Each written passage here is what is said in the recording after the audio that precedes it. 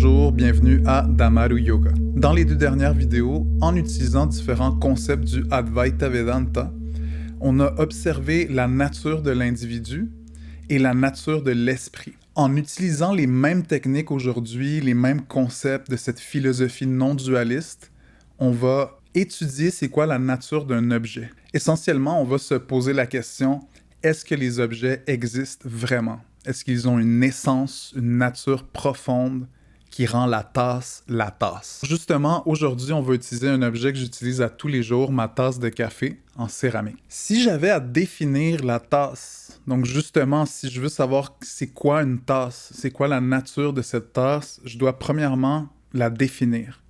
Donc, c'est quoi cette tasse? Premièrement, elle a un nom, c'est une tasse. Elle a une forme pour pouvoir porter de l'eau, donc pour pouvoir contenir de l'eau. Donc elle a une forme de réceptacle. Justement, sa fonction, c'est de contenir des liquides. Donc on a le nom, on a sa forme, on a sa fonction. On pourrait parler aussi de son substrat, donc la céramique ou l'argile, donc la terre ultimement. Commençons par le nom. Est-ce que l'essence de la tasse se trouve dans son nom? Je pense que vous savez c'est quoi la réponse. Effectivement, chaque langue a un mot, un son différent pour pouvoir parler de la tasse, pour pouvoir la désigner. L'identité de la tasse ne se trouve pas dans son nom. C'est pas le nom de la tasse qui fait la tasse. Après avoir vu Nama, ou le concept du nom, on va passer à Rupa, le concept de la forme.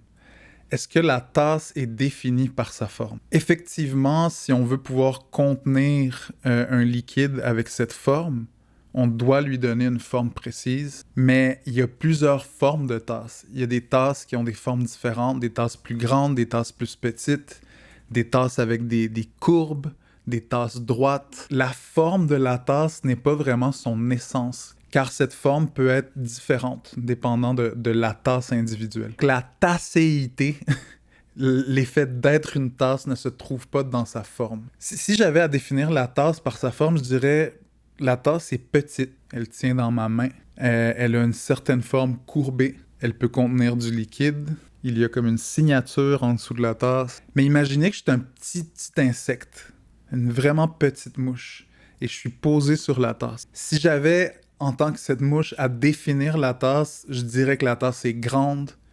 Peut-être que je verrais pas les courbes comme moi je suis en train de les percevoir comme un humain. La couleur aussi. Moi, je dirais que la tasse, elle a une certaine couleur de brun. Certains animaux peuvent pas voir toutes les couleurs que nous, les humains, on peut voir, et certains animaux peuvent voir plus de couleurs que nous, on peut voir. Donc, c'est qui a raison par rapport à c'est quoi la couleur de la tasse? L'essence de la tasse ne se trouve pas dans sa couleur, ne se trouve pas dans sa forme, ne se trouve pas dans son nom. Ensuite, on pourrait dire que peut-être que l'essence de la tasse se trouve dans sa fonction, donc de contenir un liquide, souvent un liquide chaud. Mais en fait, il y a plusieurs autres objets qui peuvent contenir du liquide. Donc, un pot maçon, un verre, une bouteille. L'essence de la tasse ne se trouve pas dans sa fonction non plus. On n'a pas encore trouvé c'est quoi l'essence de la tasse, la tasséité. Puis ultimement, on pourrait parler du substrat de la tasse, donc de la matière dans laquelle la tasse est faite. Mais il y a plusieurs objets qui sont faits en céramique. Il y a plusieurs objets qui sont faits en argile. L'essence de la tasse n'est ni dans son substrat, ni dans son nom, ni sa forme, ni sa fonction. Il y a un autre élément qu'on utilise en Vedanta qu'on appelle la Shakti de l'objet, puis c'est son potentiel. C'est un petit peu plus difficile de l'expliquer avec la tasse, mais on peut l'expliquer avec une graine. Donc, la Shakti d'une graine, c'est de devenir un arbre. Donc, le potentiel, chaque objet, chaque individu aurait un potentiel et on parle de sa Shakti. Mais la graine n'est pas l'arbre. On ne peut pas trouver l'essence de la graine dans l'arbre. On comprend que la graine devient l'arbre éventuellement, mais donc ce n'est plus la graine, c'est un arbre. On ne trouve pas non plus la nature d'un objet dans sa Shakti ou dans son potentiel. Donc, c'est quoi une tasse? C'est quoi que je tiens dans ma main en ce moment? Il y a un concept en Vedanta, puis dans la philosophie yogique en général, qui dit Nada Brahman.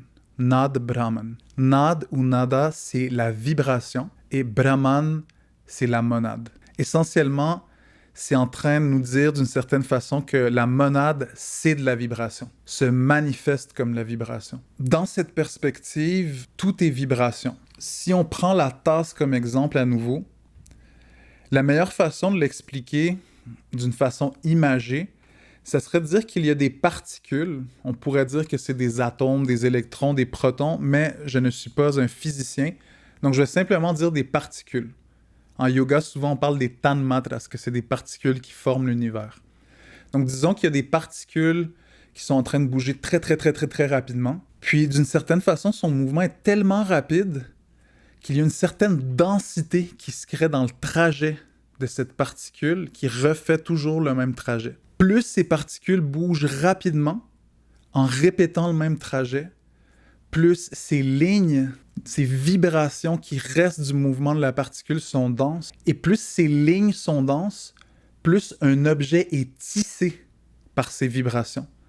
Imaginez quasiment que c'est comme des fils de vibrations qui finissent par donner l'apparence d'un objet solide, d'un objet séparé. Donc, essentiellement, chaque objet, même notre corps, donc chaque objet qui existe sur cette Terre, sur cet univers, serait de la vibration densifiée. Tout est de la vibration. Nada Brahman. Puis, en fait, tous ces objets sont aussi tissés entre eux autres. On établit des relations. Moi, je bois du café dans la tasse. J'ai une relation avec ma copine. J'ai une relation avec mon chat. J'ai des interactions avec les voisins. Je prends l'éponge pour laver la vaisselle. Toutes ces interactions, ces relations qu'on crée avec des individus, avec des objets, sont en fait ces vibrations qui se tissent ensemble. Rien n'est séparé, déjà à la base. On est dans la soupe cosmique. Quand je parle de soupe cosmique, il y a beaucoup de traditions qui disent avant que les choses existent, il y avait un océan indifférencié. Une espèce de soupe cosmique pas trop claire, obscure, non définie. Puis, dépendant de la tradition, il y a un dieu, une conscience, etc., qui décide de mettre de l'ordre dans la soupe cosmique, puis de séparer et de bien définir chaque objet. Mais en fait, le Vedanta stipule qu'on n'est jamais sorti de la soupe cosmique. C'est notre perception qui est erronée. C'est le fait que je perçois que je suis différent que la tasse. C'est ça la maya, c'est ça l'illusion. C'est pas la tasse ni mon corps. La maya, c'est le fait que je pense que la tasse est faite d'autres choses. Pour reprendre les concepts de tout à l'heure, nama le nom, rupa la forme ou le substrat, cette tasse, disons qu'elle est faite en argile ou en céramique, d'accord? Le substrat de cette tasse, c'est de la terre. Puis en fait, sa forme, rupa, son nom et sa fonction sont surimposés, je sais pas comment on le dit en français, en tout cas sont surimposés sur la terre. Ça, en fait, c'est de la terre, mais en lui donnant un nom, une forme et une fonction, on a décidé que c'était une tasse. De la même façon, le Vedanta nous dit que le vrai substrat de tout est le Brahman ou la monade. Et ce Brahman est vibration. Donc, tout est vibration. Chaque objet, chaque individu vibre d'une façon différente, sur une fréquence différente. Donc, c'est pour ça qu'il y a différents corps, différentes formes, parce que peut-être que dans certains objets, les particules sont plus proches, sont plus tissées, tandis que dans d'autres objets, les particules sont séparées. Dans certains objets, peut-être que ces particules, les tanmatras, s'accélèrent très rapidement, tandis que dans d'autres corps, ces particules sont un petit peu plus lentes.